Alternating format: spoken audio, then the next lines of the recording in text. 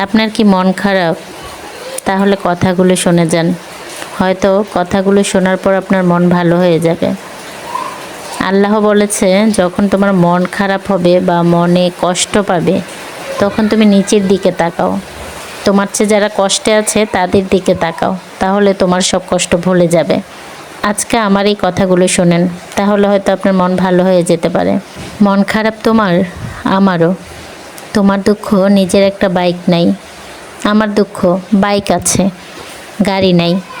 যার গাড়ি আছে তার দুঃখ পুরাতন, কবে যে একটা নতুন গাড়ি হবে। যার গাড়িটা নতুন তার স্বপ্ন কবে যে তার একটা নতুন মডেলের গাড়ি হবে।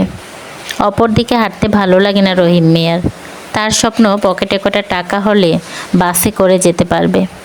সোবাহান মিয়ার কোনো কিছু চাওয়ার নাই এই জীবনে, শুধু পা দুটো থাকলে জীবনে সব পাওয়া হতো তার। দুটো পায়ে যে নাই সোবাহান মিয়ার। তোমার কি মন খারাপ? আমারও। তোমার দুটো মেয়ে আছে, কোনো ছেলে নাই। ওমকের দুটি ছেলে আছে, কিন্তু মেয়ে নাই।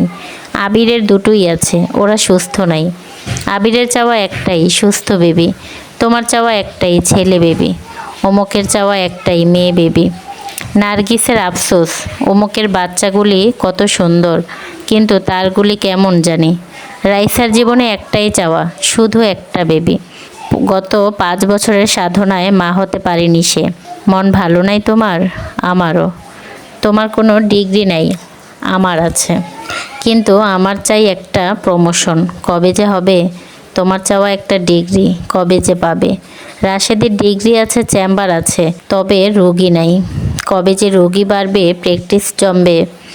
তানিশার কষ্ট আরও বেশি, সে ঢাকা মেডিকেল থেকে পাশ করে এখন ঘরে বসে আছে। সন্তানের চাপে ডাক্তারি করতেই পারছে না। অপরদিকে চিটাগাংয়ের তানিয়া জীবনের আশাই ছেড়ে দিয়েছে। মেডিকেলের 5ম বর্ষে এসেই কিডনি দুটো অকেজো হয়ে গিয়েছে তার, ডায়ালিসিসে জীবন চলে। সে আর ডাক্তার হতেই চায় না। আহা, কেউ যদি কিডনি দিয়ে বাঁচিয়ে দিত তাকে। মনে কষ্ট তোমার? আমারও। তোমার একটা বাড়ি নেই, আমার আছে, কিন্তু সেটার কন্ডিশন তত ভালো নাই। কবে যে একটা ভালো বাড়ি বানাবো। প্রিয়ারও একই দশা, একদিন কিছুই ছিল না তার, এখন একাধিক বাড়ি, একাধিক গাড়ি আছে, কিন্তু স্বামীটাই তার সাথে নাই। সে স্বপ্ন দেখে স্বামীকে নিয়ে চলে যাবে দূর কোনো গ্রামে, সেখানে হোগলা পাতার ছাউনি দিয়ে ছোট্ট একটা জীবন শুরু করবে। আর কারওয়ান বাজারের রহিমা, তার স্বপ্ন একটাই, ইস, মাথার উপর যদি একটা ছাদ থাকতো। এটাই জীবন। চাহিদা প্রাপ্তির থেকে সমান দূরত্ব বজায় রাখে।